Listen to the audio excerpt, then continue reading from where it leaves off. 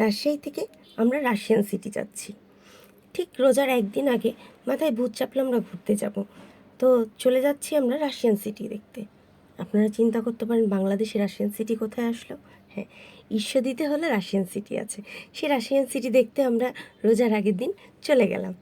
তো আমরা ট্রেনের মধ্যে কি মজা করেছি চলেন আপনাদের সাথে আজকে শেয়ার করব।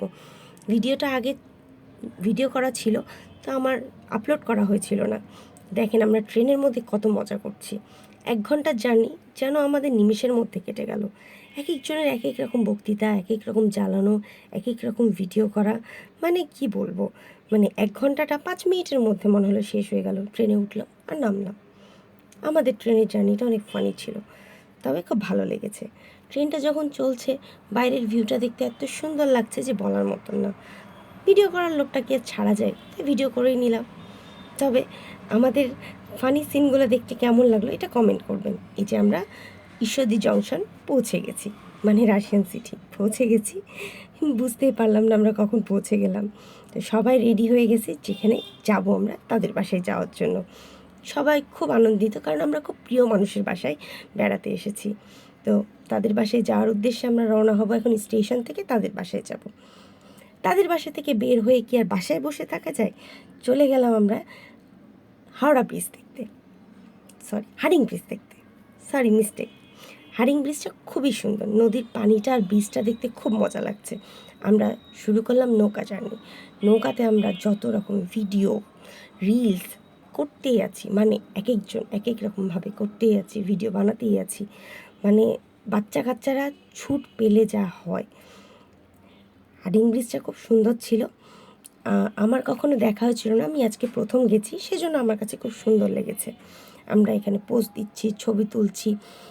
আমি চেষ্টা করছি একটু পানিতে পা ভেজানোর, পানিতে পাই ঠেকছে না। পানিতে পা ঠেকানোর এত চেষ্টা করছি, তারপরেও মনে হচ্ছে পানিতে পাই ঠেকছে না। তাই একটু মজা করে ঢং টং করছিলাম আর কি। আমাদের খুবই মজা লাগছিল। যখন নৌকাটা অনেক ভিতরে গভীরে চলে গেল, তখন মনে হচ্ছিল নদীর মাঝখানে খুব মজা লাগছিল। নদীটা দেখতে এত সুন্দর লাগছিল, মনে হচ্ছিল শান্তির বাতাস বইছে। এত গরমের মধ্যেও আমরা সেই রকম দুপুরবেলা এনজয় করছি। এখানে এক একজন পোজ দিচ্ছে, কেউ ছবি তুলতে চাচ্ছে না, কেউ ছবি তুলতে চাচ্ছে, এক একজন ঢং করছে। যা হয় আর কি, আসলে যখন ফ্যামিলিতে সবগুলো পাগল থাকে তখন আসলে মজাটা না আনলিমিটেডই হয়। মজাটা আসলে কোনো লিমিট থাকে না। আমরা নদীর পানি কম আর এনজয়মেন্ট আসলে বেশি করছিলাম। তবে দৃশ্যগুলো কিন্তু খুব সুন্দর ছিল, সেই জন্য আসলে ছোটো ছোটো করে ফুটেজগুলো নেওয়া রিলসের জন্য। রিলসে আমার ভিডিওগুলো গানের সাথে দিতে খুব ভালো লাগছিল, এই জন্য নিয়েছিলাম। আর আপনাদের সাথে ভিডিওতে শেয়ারও করে দিলাম যে আমরা কী করেছিলাম, কীভাবে ভিডিওগুলো নিয়েছি। আপনারা বলতে পারেন এত দিন আগেকার ভিডিও কেন এখন আপলোড করছি। ভিডিওগুলো ছিল, আমার এডিট করা হচ্ছিল না, তাই এতদিন পরে ভাবলাম যে আপনাদের সাথে শেয়ার করি। রিলসগুলো আপনারা দেখেছেন, তারপরে আমরা ভিডিওটা শেয়ার করতে ইচ্ছা হলো আপনাদের সাথে, যেহেতু আমি সব কিছুই শেয়ার করি। তো নদীর পানি আর নৌকার ভ্রমণটা আমাদের খুব মজা গেছে। তবে আমরা ওই বাসাতে খুব মজা করেছি, কারণ আমরা বললাম তো খুব প্রিয় মানুষের বাসায় গেছি।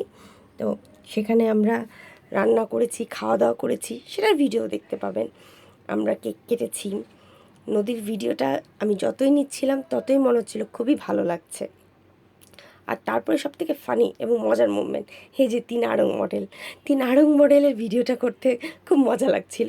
আড়ং মডেলের মতন করে দাঁড়িয়ে আমরা পোজ তুলে সেম ড্রেস পরে 3জন মিলে ভিডিও বানাচ্ছিলাম। খুব মজা লাগছিল না? এই ভিডিওটা কেমন লাগলো এটা অবশ্যই কমেন্ট করে জানাবেন। আমরা ওখানে কুলফি আইসক্রিম খাই। কুলফি আইসক্রিমটা খুবই বাজে ছিল, যদিও এক্সপিরিয়েন্সটা খুবই ব্যাড ছিল। মানে এত বাজে কুলফি আইসক্রিম আমি কখনো খাইনি, খুবই বাজে ছিল। তারপরেও মানে গরমের মধ্যে একটু ঠান্ডা পেলে যা হয়, লোভ সামলাতে পারছিলাম না। তারপরে আবার যথারীতি চলে গেলাম আমরা ঢং করে ছবি টবি তুলতে। ঢং করছি, ছবি তুলছি, আর আর কি 3টা আড়ং মডেল দেখতে পাচ্ছেন, সেম ড্রেস পরেছি। তাই জন্য একটু ছবি না তুললে হয়? ছবি না তুললে তো সব কিছু বেমানান হয়ে যাবে। আমরা ছবি তোলার জন্য পোজ রেডি করছি, হচ্ছে না, আবার এরকম করছি, ওরকম করছি, কাত হচ্ছি, তেড়া ব্যাকা করছি, কিন্তু কেন জানি হচ্ছেই না। আসলে মনটা কখনো ভরেই না। এই ওয়েস্ট কুলফি কখনোই খাবেন না। আপনারা কখনো যদি ঈশ্বরদী যান, এই বাজে কুলফি কখনোই ওখানকার ট্রাই করবেন না, খুবই বাজে, জঘন্য। এবার চলে যাই আমরা দুপুরের খাওয়া দাওয়াতে।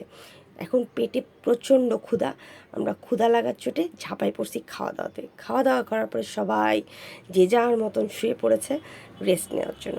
সন্ধ্যাবেলা এখন আমরা কি করব, গেছিলাম এক পুচ্চির জন্মদিন সেলিব্রেট করতে, তার জন্য আমরা একটি স্পেশাল কেক নিয়েছিলাম। সেই কেকটা কাটিং করার পরে আমরা আবার রাজশাহীর উদ্দেশ্যে ফেরত চলে আসব। কেকটা খুব সুন্দর ছিল, আর কারো না, সুমায়াস কালেকশনের সুমায়া আপুর কেকটার টেস্ট আর দেখতে দুটোই অসাধারণ। তো আমার ভিডিওটা কেমন লাগলো অবশ্যই জানাবেন আপনারা।